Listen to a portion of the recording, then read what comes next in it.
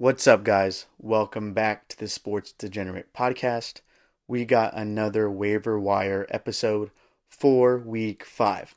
So, for the people that are new, I'm posting a separate episode for each position. So, go check it out, whether you're watching on YouTube or listening on the podcast. Check out my feed. There is a separate waiver wire episode for each position. The criteria I use for these players, all of these players are 33% rostered or less. So at minimum, they are rostered in a third of leagues. So they are pretty widely available. Let's hop into it. I have 4 tight ends for you guys. Like I said, all 33% rostered or less. My number one pickup this week is Tucker Kraft. He had 9 targets, 6 catches, and ended up with 17 points last week. Jordan Love is officially back, which is good for him. And with Christian Watson out, there are more targets to go around. So if you need a tight end, I think he has some good upside. Number 2 is Tamm Hill. So you have to watch the injury reports for this one. Hill left the game early last week, but we also saw his upside last week. He had 2 rushing touchdowns.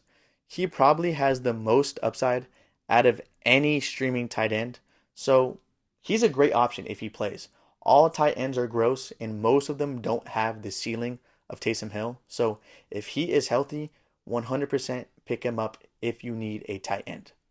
Number 3 is Cade Otton. So he's had over 5 catches 2 weeks in a row, and that is solid for a tight end.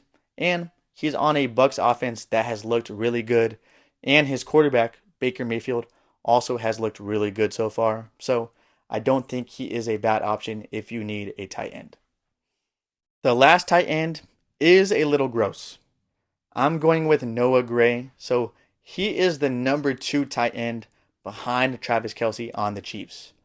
But last week, Rashee Rice went out with a torn ACL, and Rice was the target leader in the Chiefs offense. So with him out, there are a lot of targets to go around. And last week, when Rice went down, Gray had 4 catches. So maybe he becomes a bigger part of the game plan. And all tight ends are gross, like I keep saying. So why not take a shot on a tight end in the Chiefs offense? That's a good offense to be a part of. I also want to bring up some streaming defenses for you guys. I have 3 options, all 33% rostered or less. My number 1 is the Broncos. They have shown to be a really good defense these last couple of weeks. The defense is the reason why the Broncos have won these last 2 games against the Bucs and the Jets. And this defense has scored over 10 points 2 weeks in a row. Now they play the Raiders, which is a great matchup for defenses. Number 2, I have the Commanders. I don't think they are an amazing defense, but the last 2 games they have shown major improvements. They had 4 sacks against Kyler Murray last week and ended up with 11 points. Now they play the Browns, who have allowed the most sacks in the NFL so far this season. My last one is the Patriots. They have been a decent defense the whole year. The only problem is the Patriots offense is so bad that it puts the defense in tough situations a lot, and because of that, they haven't scored many fantasy points.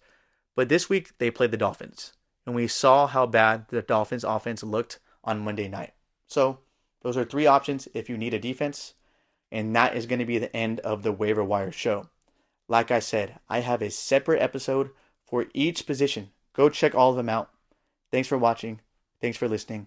I love all of you.